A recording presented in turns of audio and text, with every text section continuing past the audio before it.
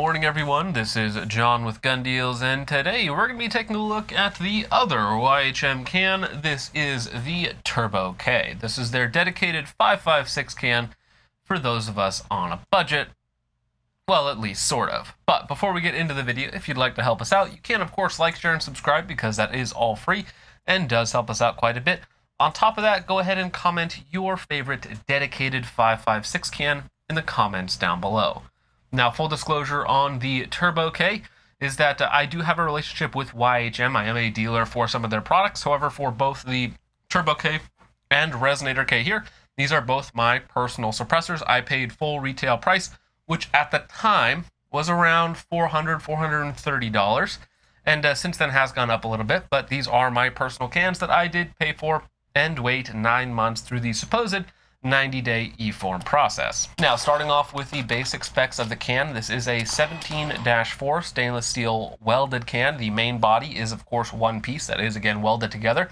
However, the blast baffle itself is Inconel. Inconel is a material that is extremely heat resistant, and it maintains its properties through a wide variety of thermal conditions, meaning that it is a very, very good material, a little bit expensive, but very good to use as your sacrificial baffle or your blast baffle. The item on the suppressor that's going to take the most wear, it's a good idea to make that out of Inconel. Now, overall length on the body, not including the adapter here that comes with it, the body itself is only 4.8 inches long. It weighs an astonishing 8.8 ounces for an entirely steel can. Now, with the included adapter, I believe the length goes up by the better part of 3/4 of an inch, so it ends up at 5.5 inches long, which is still short. Again, this is a K can. And then, of course, it adds about 2.5 ounces, 2.7 ounces, so the total weight goes to just over 11 ounces. Now, 11 ounces for a steel can is still very, very light. You can very quickly go over 20, 25 ounces with big, heavy steel cans. So this is definitely still on the lighter end of cans, again, coming in just over 11 ounces. If you combo that with one of their muzzle devices, then you're looking at about 12, 13, 14 ounces, something in that range, depending on which one you go with. Now, YHM does also offer a Kurtz kit, which will shave off about 0.6 inches and save you another ounce. You can also go with some of their mini muzzle devices, which will again save you about an ounce. So probably the lightest package you could go with is 12 ounces, maybe 11 ounces with a titanium Kurtz kit and one of their super small muzzle brakes. You could probably get that down to about 11, 12 ounces, which again, for a complete setup, including the muzzle device, is very lightweight. Now, when I bought this, again, the price was about $430, I want to say, so not particularly expensive. Now, keep in mind, after taxes and your tax stamp, you're looking at about $700. Of course, taxes on it, and then, of course, $200 for the tax stamp.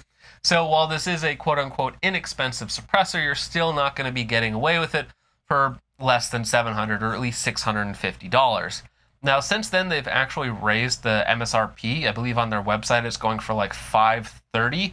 You can still find it from certain websites in the mid 400s, which is where it absolutely should be. As soon as it starts to get more expensive, because of some of the issues with it that we'll talk about a little bit later on, the value proposition starts to go out the window. Now, I should also mention that this is the V2 version. They also now, after I bought the can, came out with a V3 version as well.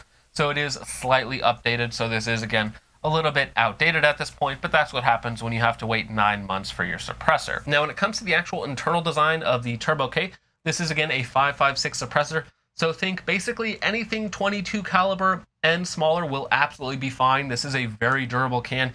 Even some of the hotter stuff, I believe 224 Valk, 22-250 should be just fine through that. But you might want to check with the manufacturer about that, what they recommend. And for 5.56, it is very durable, full auto rated, and barrel lengths all the way down to 10.5 inches.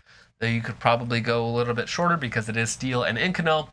The manufacturer's warranty, unfortunately, is only 5 years. It used to be lifetime, but then they kind of just downgraded that to 5 years.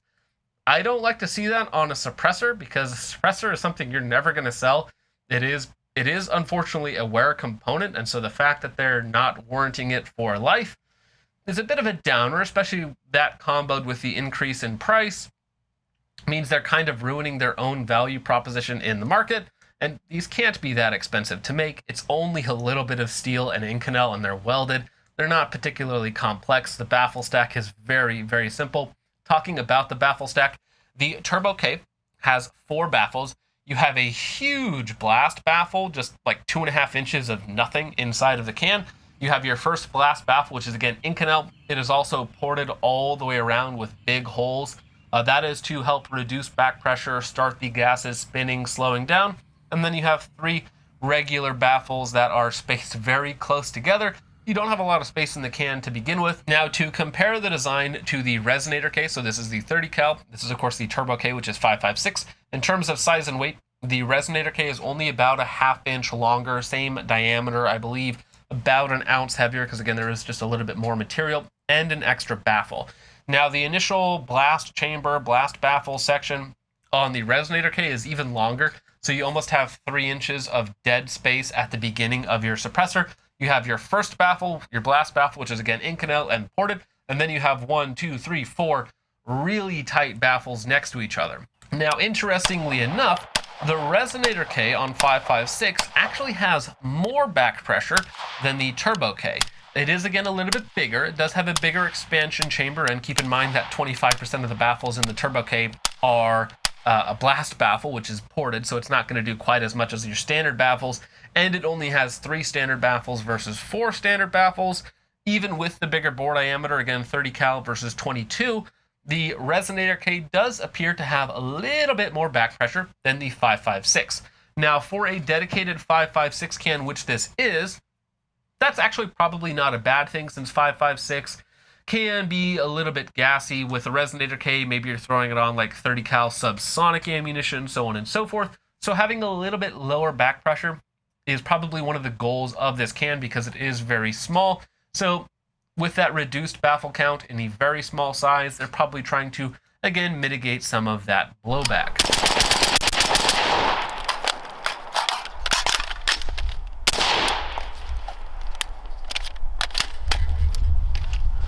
Yeah, even with a pretty aggressive string of fire like that, very little back pressure coming back.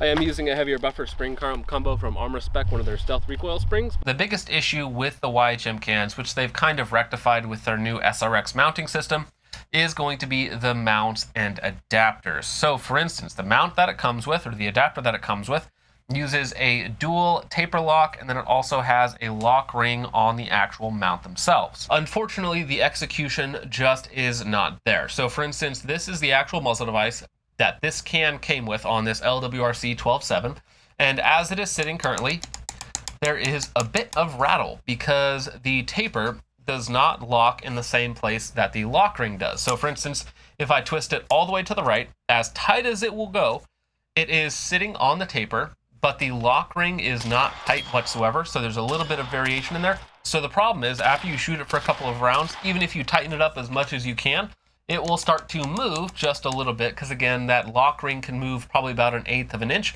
so you get a bit of movement in your can. Now that, at least so far, has not caused a baffle strike or any major malfunctions. However, what that will do is cause about 1 to 2 MOA of dispersion. So for instance, if you're doing a 1 MOA group or 1.5 MOA group with a certain ammunition and barrel, it will increase that group to about 2.5 to 3 MOA, which has been an issue when I've taken it out to distance. Now that problem is with this specific adapter and mount.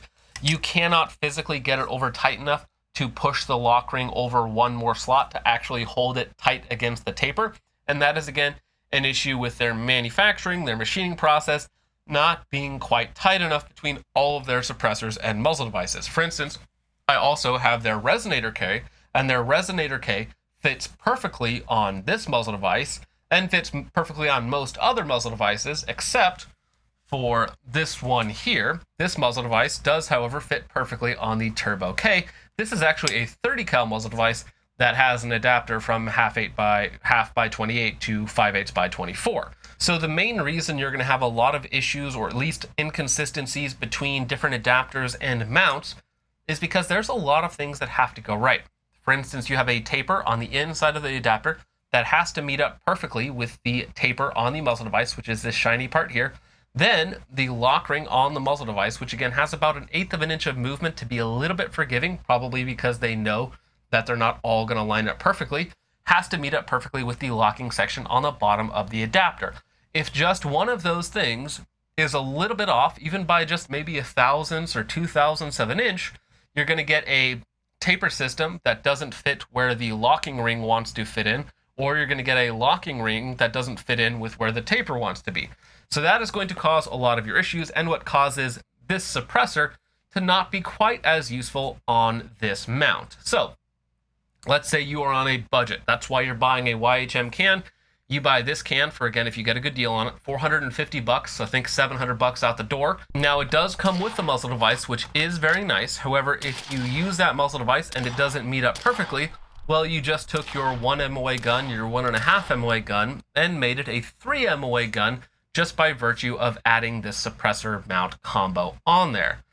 That's kind of a big deal. Well, now you might say, well, now I'm just going to swap out the mounts. Of course, I'm going to buy a different adapter because this is hub compatible. So 1.375 by 24, I want to say, or by 20, something like that. That is the standard compatibility for most suppressors on the market. You say, I'm just going to buy a different adapter and a different mount.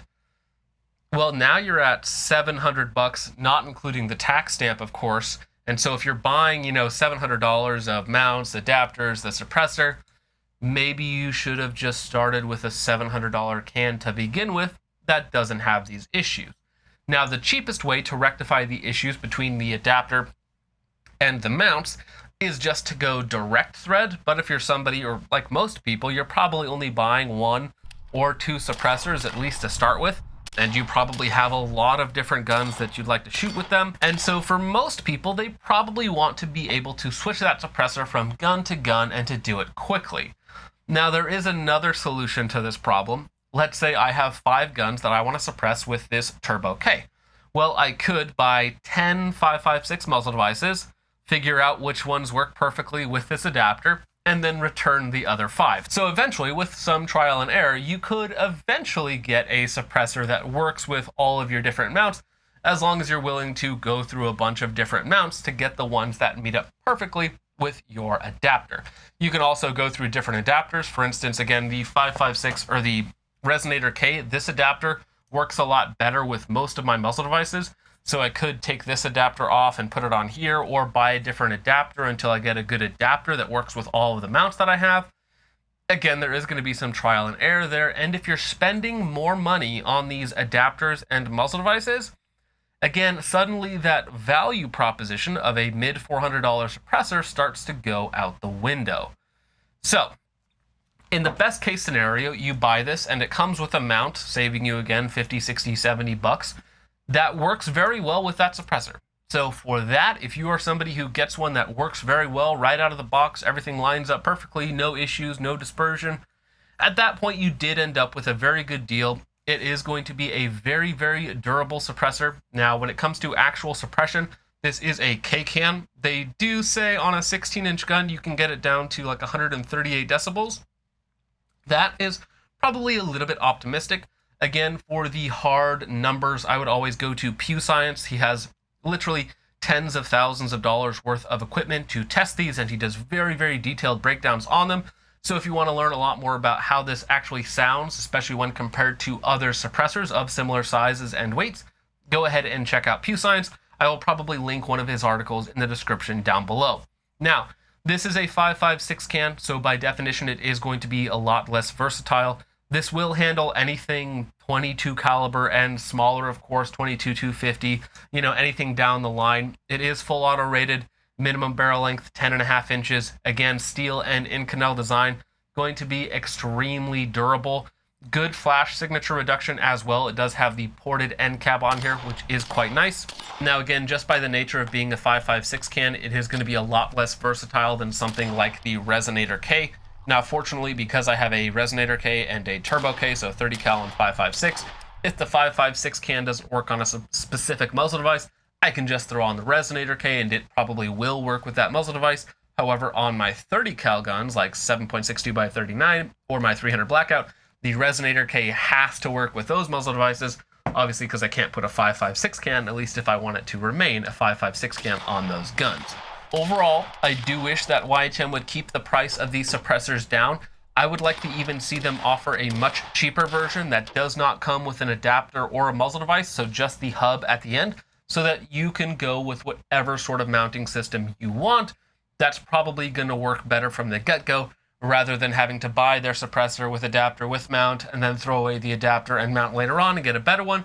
Because again, as soon as you take an inexpensive can and then spend an extra $200-300 on mounts and adapters, well, now it's no longer a cheap can, and you probably should have just started with one that actually works better from the start. Again, for some people, it is a good value. It is a lot less versatile than other cans on the market. If you get a good mount and adapter from the factory, it's going to work well. However, as soon as you start trying to put it on a bunch of different mounts, you're probably going to run into a couple issues. There's going to be trial and error about getting all of the good mounts that actually work with your specific adapter.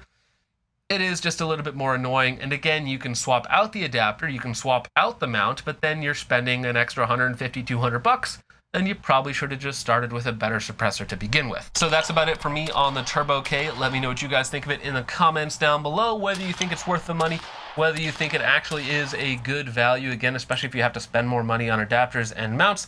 All of that sort of stuff, let me know in the comments down below. With all of that out of the way, guys, thank you so much for watching. I hope you all enjoyed. I will see you in the next one. Peace off.